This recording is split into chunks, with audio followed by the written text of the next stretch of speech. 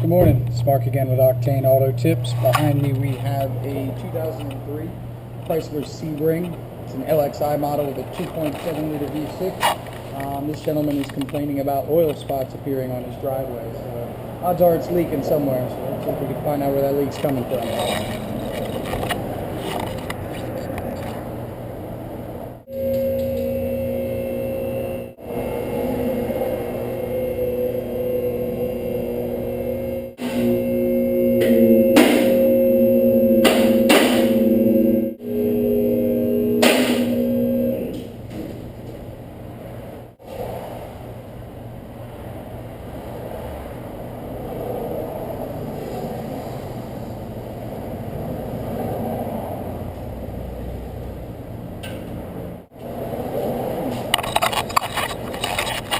Alright, now for those who know me, they know that I am not the biggest fan of Chrysler. In my humble opinion, with the exception of the Prowler by Plymouth, I don't think Chrysler's put out a decent, reliable vehicle since maybe 1978, 77, something along those lines. Not discrediting you out there who do own Chryslers. It's no disrespect to you. It's disrespect to the corporation of Daimler Chrysler for just, building very, very cheap cars where things break prematurely, in my humble opinion.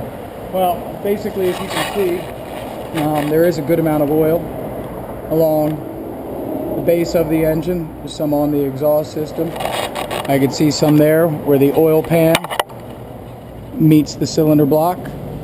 I can also see some there around the drain pan.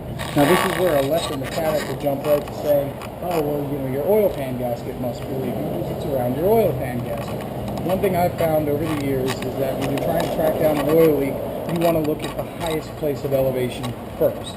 So yes, it's down here, but let's look a little higher because gravity is always going to pull oil down.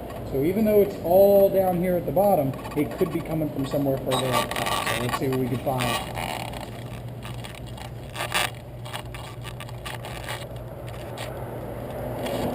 Alright, now you can see that there is a little bit above the oil pan on the block, also where the block meets the back cylinder head.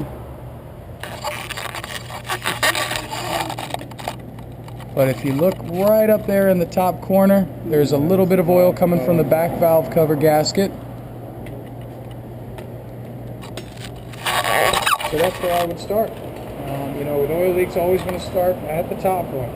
It's possible that he's leaking from both his oil pan and his valve cover gasket, but to be sure, we're going to want to replace the valve cover gasket all the way at the top, pretty much where the silver meets the black, if you can see that and don't know what a valve cover is or what a cylinder head is. So we'll start there, clean off the engine, let it run a little bit, see if it develops another oil leak. If it does, we'll move further down. If it does not, then it's good to go.